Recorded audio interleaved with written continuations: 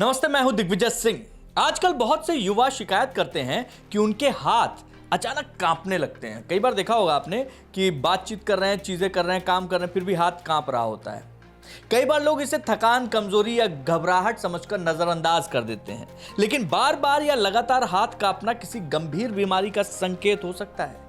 डॉक्टरों के मुताबिक अगर जवान उम्र में हाथ कांपना शुरू कर दिया है, हाथ कांप रहा है, तो ये ईटी यानी कि एसेंशियल ट्रिमर नामक न्यूरोलॉजिकल डिसऑर्डर हो सकता है।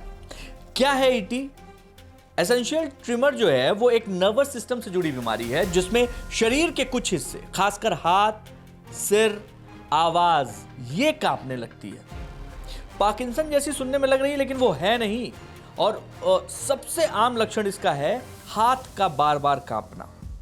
खासतौर पर जब आप कुछ पकड़ते हैं, कुछ पकड़ रहे हैं, कांप रहा है, लिख रहे हैं तो कांप रहा है, खा रहे हैं तो कांप रहा है।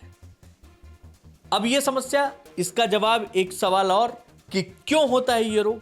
तो इस बीमारी का सही कारण अभी तक पूरी तरीके से साफ नहीं हुआ है, लेकिन जो रिसर्च हुई है उस पर यह बात सामने आई है। कई बार ये जेनेटिक कारणों से में असंतुलन जो मांसपेशियों के मूवमेंट को कंट्रोल करता है, ये जेनेटिक कारण भी कई बार हो सकते हैं। और कई बार स्ट्रेस की वजह से, नींद की कमी की वजह से, थकान की वजह से ये लगातार बढ़ता जाता है।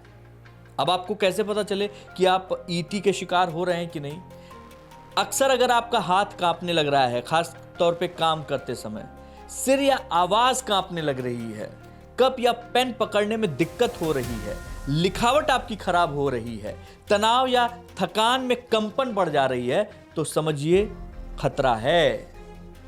एसेंशियल ट्रिमर जो है वो सीधे तौर पर जानलेवा नहीं है, लेकिन धीरे धीरे ये आपकी लाइफ क्वालिटी को खराब कर देता है, कामकाज पर असर डालने लगता है, खाना पीना मुश्किल कर देता है, आपका आत्मविश्वास हिल जाता है, मानसिक तनाव और डिप्रेशन की वजह बनता है ये। डॉक्टर की माने तो अगर युवाओं में लगातार कंपन दिखाई दे रहा है तो इसे नजरअंदाज मत कीजिए, क्योंकि कुछ मामलों में ये पार्किंसन डिजीज की शुरुआती निशानी भी हो सकती है। हालांकि दोनों बीमारियां अलग हैं, लेकिन सही जांच जरूरी है।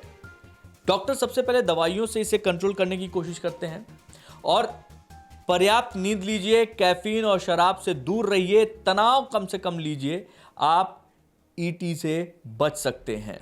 और अगर मामला गंभीर हो गया तो आपको डीबीएस जैसी सर्जिकल तकनीक का इस्तेमाल करना पड़ सकता है। क्यों? क्योंकि इसी से फिर इसे ठीक किया जा सकता है।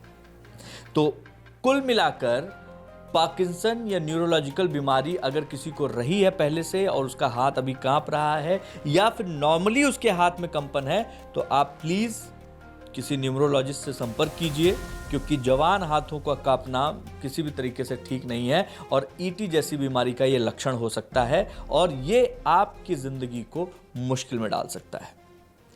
अभी फैसला लीजिएगा। जय हिंद।